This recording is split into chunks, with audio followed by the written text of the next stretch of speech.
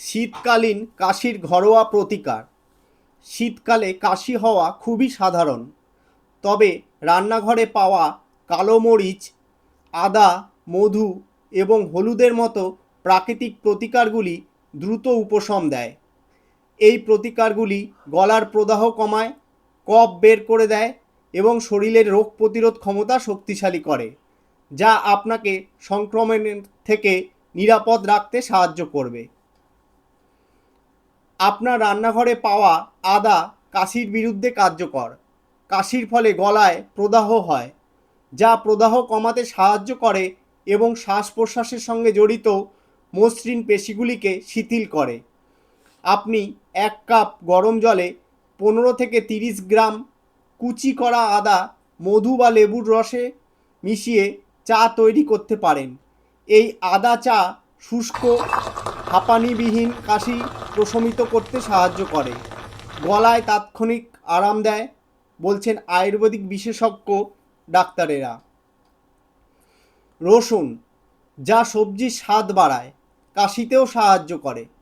রসুনে প্রাকৃতিক অ্যান্টিবায়োটিক বৈশিষ্ট্য রয়েছে, যা সংক্রমণের বিরুদ্ধে লড়াই করে এবং এটি নিরাময়ে সহায়তা করে। যদি আপনার কাশি হয়, তাহলে আপনি সকালে খালি পেটে রসুন খেতে পারেন অথবা সামান্য গরম করে খেতে পারেন। নিয়মিত রসুন খাওয়া আপনার রোগ প্রতিরোধ ক্ষমতা শক্তিশালী করতে সাহায্য করে। আমাদের রান্নাঘরে পাওয়া কালো মরিচ কাশির সময় ফুসফুস থেকে কফ পাতলা করে বের করে দিতে সাহায্য করে, শ্বাসনালীর জ্বালা এবং প্রদাহ কমায়। এই একই মরিচ আমাদের রোগ প্রতিরোধ ক্ষমতাও শক্তিশালী করে। আপনি কালো মরিচ পিষে দুধে মিশিয়ে পান করতে পারেন এবং কাশির সময় পান করতে পারেন, যা কফ বের করে দিতে সাহায্য করে এবং গলা প্রশমিত করে।